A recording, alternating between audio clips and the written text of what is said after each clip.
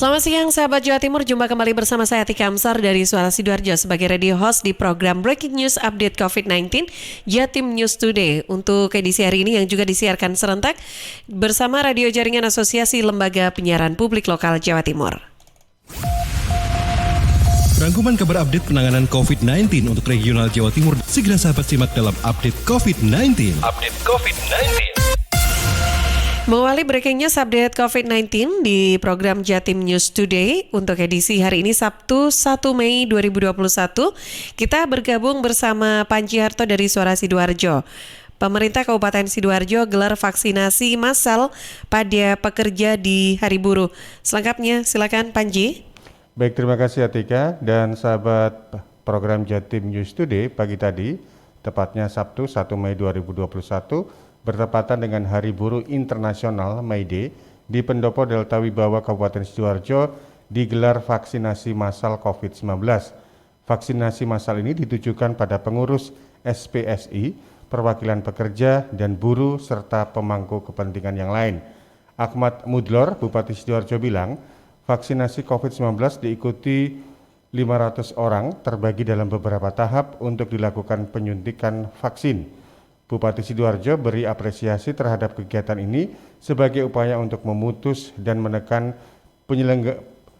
penularan COVID-19 di Kabupaten Sidoarjo. Demikian, Panji Harto melaporkan untuk Jatim News Today, kembali ke studio. Tika. Ya, terima kasih Panji dan sahabat Jawa Timur. Kita selanjutnya akan bergabung bersama Putri Rizkiana dari Suara Gresik. Peringati May Day Bupati Gresik bersama buruh gelar baksos laka kerja hingga pemberian vaksin kepada Ketua SP atau SB. Selengkapnya silakan Putri.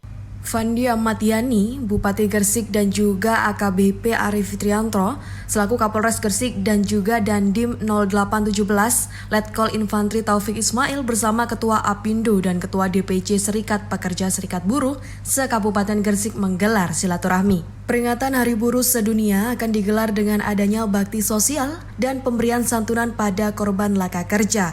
Mengingat pandemi COVID-19 belum berakhir, acara akan digelar dengan membantu sesama buruh yang menjadi korban laka kerja.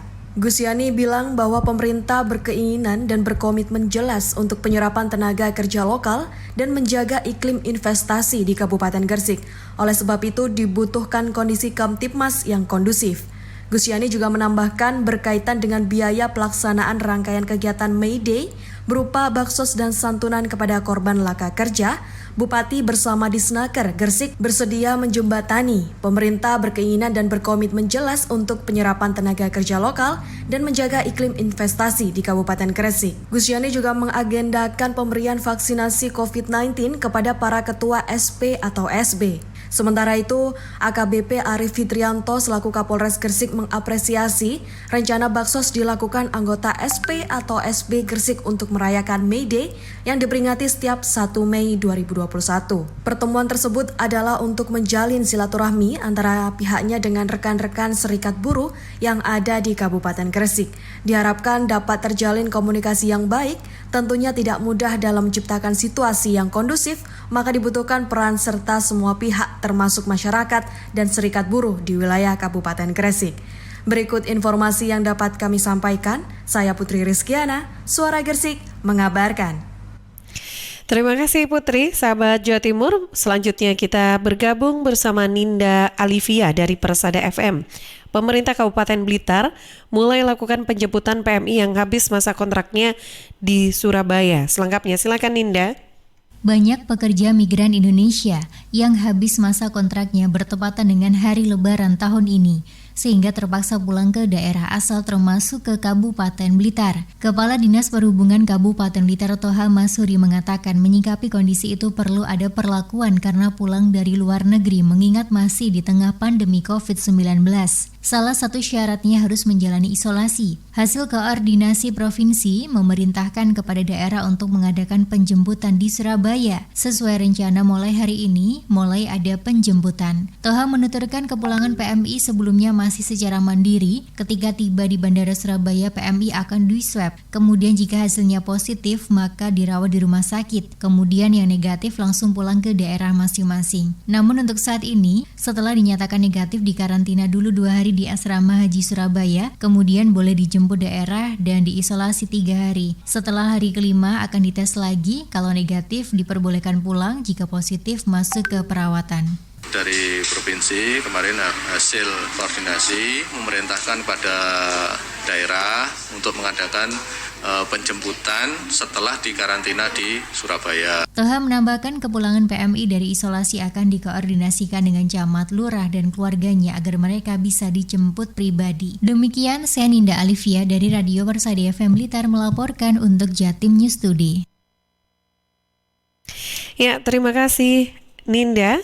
Sahabat Jawa Timur bersama Amanda dari Suara Madiun mengabarkan bahwa cegah penyebaran corona varian baru dari luar negeri, Disnaker UMKM Kota Madiun jemput PMI untuk lakukan karantina dan pemeriksaan kesehatan.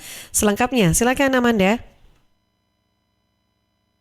Sahabat Jatim News Today, pemerintah Kota Madiun terus berupaya menekan laju penyebaran COVID-19 di Kota Madiun. Untuk itu, layanan maksimal diberikan pemerintah Kota Madiun untuk pekerja migran Indonesia atau PMI yang telah habis masa kontrak dan kembali pulang ke Kota Madiun. Setidaknya Pemkot memfasilitasi penjemputan PMI yang pulang tersebut dari masa karantina di Surabaya. Petugas Dinas Tenaga Kerja, Koperasi, Usaha Kecil dan Menengah Kota Madiun menjemput PMI untuk kemudian dilakukan karantina di Asrama Haji Kota Madiun. Kepala Dinas Tenaga Kerja Koperasi Usaha Kecil dan Menengah Kota Madiun, Agus Mursidi menyebut, setidaknya terdapat 2 PMI asal Kota Madiun yang habis masa kontrak dan pulang.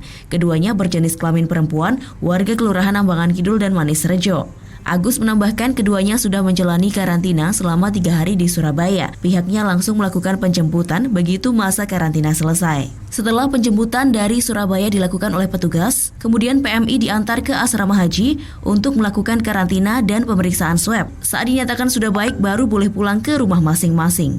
Prosedur tersebut bukan tanpa alasan, salah satunya untuk menekan kasus COVID-19 varian baru dari luar negeri. Kedua PMI tersebut sebelumnya bekerja di Taiwan dan Singapura. Agus menyebut pengetatan tersebut sebagai bentuk kehati-hatian agar COVID-19 varian baru tak masuk ke tanah air. Sebagai informasi sahabat, saat ini total kasus konfirmasi di Kota Madiun berjumlah 2.249 orang dengan 2.037 orang diantaranya telah sembuh. 26 orang lainnya masih dalam perawatan, 38 orang isolasi mandiri, dan 148 orang meninggal dunia. Amanda, Suara Madiun melaporkan untuk Jatim News Today.